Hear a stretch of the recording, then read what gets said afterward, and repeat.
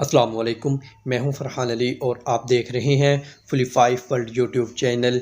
Welcome to my video. तो friends, आज की वीडियो का जो टॉपिक है वो तो आपने थंबनेल पर देख ही लिया है। तो फ्रेंड्स, आज हम इस वीडियो में आपको ये बताएंगे कि हमारे तोशिबा कंपनी के एयर कंडीशनर के इंडोर के डिस्प्ले पर बहुत ज़्यादा देखा जाने वाला कॉमन एरर कोड F06 जो एरर कोड है, ये हमारे तोशिबा कंपनी के एयर कंडीशनर के इंडोर के डिस्प्ले पर किन पार्ट्स के मिस या ख़राब होने की सूरत में शो होता है। तो फ्रेंड्स, आज की ये वीडियो छोटी सी है लेकिन इंतहाई मालूमाती वीडियो है।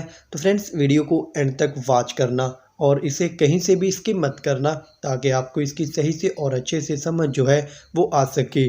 तो फ्रेंड्स, चलते हैं वीडियो की जानब और हम वीडियो को स्टार्ट कर लेते हैं बिना किसी टाइम वेस्ट किए। तो फ्रेंड्स, अगर आपके घर में या आपके ऑफिस में तोशिबा कंपनी का एयर कंडीशनर लगा हुआ है और आपको इसके इंडोर की डिस्प्ले पर F06 का जो एरर है ये देखने को मिला है, तो फ्रेंड्स, जो इसका फॉल्ट है वो है outdoor unit section line temperature sensor error faulty. तो फ्रेंड्स, इसका मतलब ये है कि हमारे एयर कंडीशनर में जो आउटडोर यूनिट होता है, इस आउटडोर यूनिट में एक सेक्शन लाइन टेम्परेचर सेंसर लगा होता है। फ्रेंड्स, ये सेंसर कहाँ पर लगा होता है और आपको इसे कैसे चेक करना है वो भी मैं आपको तफसील से समझा देता हूँ।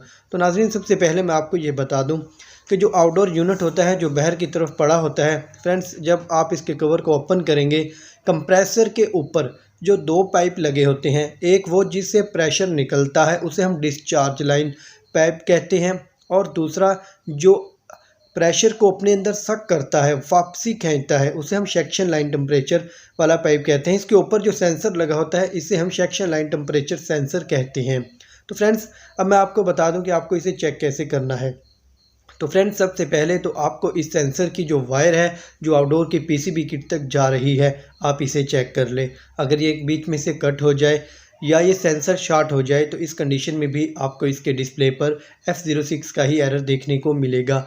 या फ्रेंड्स, इसका जो जैक लगा होता है पीसीबी किट में, अगर वो निकल जाए तो इस सूरत में भी आपको F06 का ही एरर जो है वो देखने को मिलेगा। अगर ये जैक लूज भी हो जाए तो इस कंडीशन में भी ये लूजिंग या इसका निकल जाना इस कंडीशन में होता है जब आउटडोर को आप किसी ऐसी जगह पर रखते हैं जहाँ पर ये अनबैलेंस होता है और इसकी वाइब्रेशन की वजह से ये जो जैक हैं ये लूज़ हो जाते हैं या ये निकल जाते हैं। तो आप इसके जैक को भी अच्छे से चेक कर लें।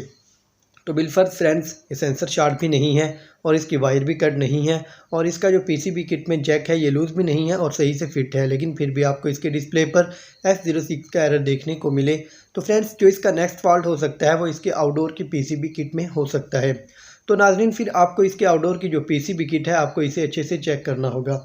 आप अगर इसे खुद रिपेयर करना जानते हो तो आप इसे खुद रिपेयर कर लें या आप इनके टेक्नीशियन से इसे जो है रिपेयर करवा लें। तो इस तरह जब आप इसे रिपेयर करवा कर दोबारा से इस आउटडोर में इस पीसीबी किट को इंस्टॉल कर लेंगे तो नाज़रीन, जब आप अपने एयर कंडीशनर को ऑन करेंगे तो हमारा जो एयर कंडीशनर है वो वापस अपने से ही मोड में आ जाएगा और ये अच्छे से कूलिंग करना शुरू कर देगा, क्योंकि जो इसमें फॉल्ट था वो तो हमने ट्रेस करके उसे सॉल्व कर लिया। इस तरह जब हमारा एयर कंडीशनर जो है ये अच्छे से कूलिंग करना शुरू कर देगा और इसके आपको डिस्प्ले से F06 का जो एरर है ये भी रिमूव होता हुआ नज़र आएगा।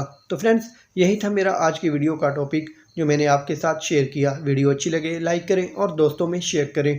अगर चैनल पर न्यू हैं तो इसे सब्सक्राइब कर लें और साथ घंटी के बटन को भी प्रेस कर दें ताकि मेरी हर आने वाली वीडियो का नोटिफिकेशन जो है सबसे पहले आपको मिल सके। तो फ्रेंड्स, चलते हैं, मिलते हैं एक नई वीडियो में नई मालूमात के साथ। तब तक अपना ख्याल रखिएगा। अल्लाह हाफिज़।